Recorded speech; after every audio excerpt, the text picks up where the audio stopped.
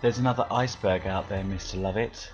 I don't know what it is, but I do know the force that's driving us towards it. This cryptic line of dialogue, uttered by the older survivor character Rose, was deleted from the final cut of James Cameron's award-winning film Titanic. The cryptic message seems to suggest something else out there that we must watch for. Like the Titanic, our Earth too is a fragile cruise liner hurtling in the dark towards some unseen destruction. An article in US News and World Report dated September the 10th, 1984, entitled "Planet X, Is It Really Out There?" stated, "Shrouded from the sun's light, mysteriously tugging at the orbits of Uranus and Neptune, is an unforeseen force that astronomers suspect may be Planet X, a 10th resident of the Earth's celestial neighbourhood." Last year, the infrared astronomical satellite IRAS, circling in a polar orbit 560 miles from Earth, detected heat from an object about 50 billion miles away. This is now the subject of intense speculation. 8 years later, NASA released the following statement: "Unexplained deviations in the orbits of Uranus and Neptune point to a large outer solar system body of 4 to 8 Earth masses on a high tilted orbit beyond 7 billion miles from the Sun."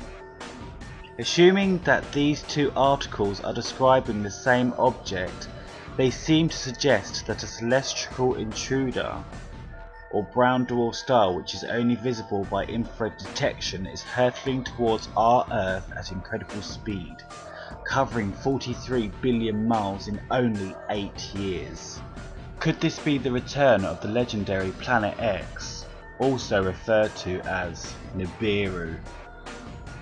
In his book The 12th Planet, Zecharia Sitchin studied the text of the ancient Sumerians, and according to his study of these texts, which date back roughly 6,000 years, a large celestial body swings through our solar system on a 3,600-year cycle.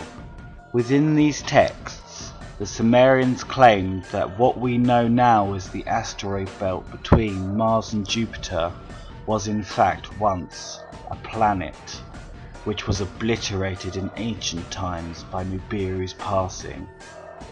Contemporary science likes to marginalize and patronize such accounts from ancient cultures as methodologies, and Nibiru as pseudoscience, so that the public think that this is just something to laugh about and does not exist.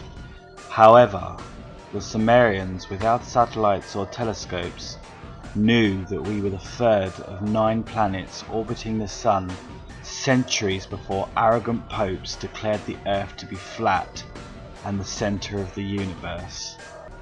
With the ancients aware that the winged Sun was in fact a companion star to our own Sun, and that we are part of a binary star system, and the ancient Mayans that took mathematical calculations and vast astronomical data to map the stars and astronomical events, and created the Mayan calendar to predict the mapping of the stars, and this calendar ends in December 2012.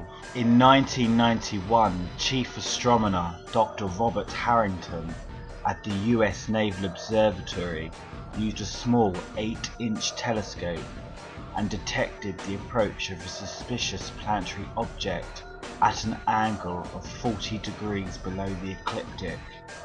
Harrington sent back reports of his findings. However, before he could give a formal news conference on his finding, he died of cancer. Follow-up research by Dr. Jason Rand after Harrington's death published the book The Return of Planet X and Its Effects on Mother Earth, a natural disaster survival manual, speculates that the near approach of this object in December 2012 could produce catastrophic results for our world. In his book, he states, Whatever fate awaits us, Mother Earth is about to reveal her secrets regarding the reality of Planet X, Nibiru, coming in 2012.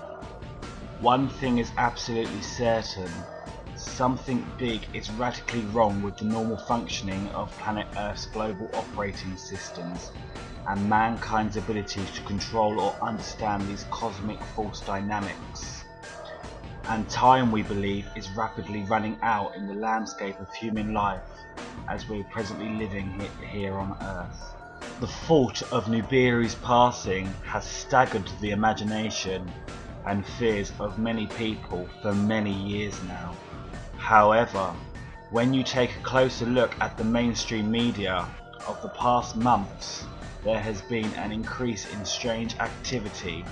We see the increase of earthquakes, volcanoes, storms, floods, bird and fish deaths, and much more. And of course the increase of the governments and media covering up any problem or doom which is about to descend on us and pretend like nothing is going on. Are these just normal events, or is the crucial clue of Nibiru coming closer? Nibiru is speculated to be 4 to 5 times larger than Earth and nearly 100 times as dense. It is suggested that it is a failed star and generates enough infrared emissions to warm the speculated 7 moons which orbit it. However, as it draws closer to our Sun, the electromagnetic exchange could cause Nibiru to partly ignite with a red glow and discharge coronal mass ejections, giving it the appearance of fiery wings once it's visible by the naked eye. That is, of course, if the governments allow you to see it with the naked eye. Although there has been no official confirmation of Nibiru's existence, as of January 2005, NASA disclaimed to be tracking a newly discovered dwarf planet beyond Pluto, which is named Iris after the Greek goddess of strife. Her companion moon is named Dysomia, which is Greek for lawless. It should be noted, however, that Iris gives off a suspicious red glow, quite like Nibiru if it was discovered back in the 80s. Stay tuned for part 2 to find out the facts about the government cover-up and the theories and conspiracies that the governments are spending millions of dollars to cover up the truth until Nibiru is right upon us. To be continued.